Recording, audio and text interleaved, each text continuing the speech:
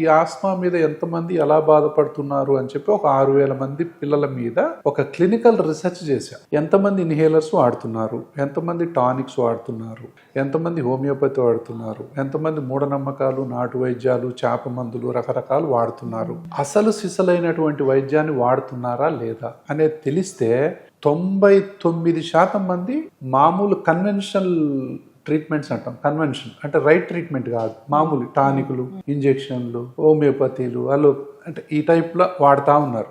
Right treatment అలో అంటే దీని ఏంటి అంటే ఇన్హలేషన్ థెరపీ. ఇన్హలేషన్ థెరపీ అనేది 1% కూడా లేదు, కరెక్ట్ ఇన్హలేషన్ థెరపీ అప్పటికి. సో అప్పుడు దీన్ని ఏ విధంగా ట్యాకిల్ చేయాలి అని చెప్పి 3 డైమెన్షనల్ అప్రోచ్ అని చెప్పి నేను ఒకటి తయారు చేసి, డాక్టరు, డ్రగ్గు, పేషెంట్. డాక్టర్కు అలర్జీ ఆస్మా మీద అవగాహన ఉందా లేదా, పేషెంట్ ఆస్మాతో ఎంత బాధపడుతున్నారు, అసలు ఏం మందులు వాడుతున్నారు వీళ్ళు, దీనికి ఉన్నటువంటి మందులు ఏంటి, కరెక్ట్ ఇన్హేలర్ మందులు వాడుతున్నారా లేకపోతే మామూలుగా టానిక్లు, ఇంజెక్షన్లు, ఆ మందు ఈ మందు, మూఢనమ్మకాలు వాడుతున్నారా. డాక్టరు, డ్రగ్గు, పేషెంట్ ఈ ట్రయడ్ ని తీసుకొని నేను నేషనల్ పల్మనాలజీ కాన్ఫరెన్స్ లో ఒకటి ప్రజెంట్ చేశాను 2003లో.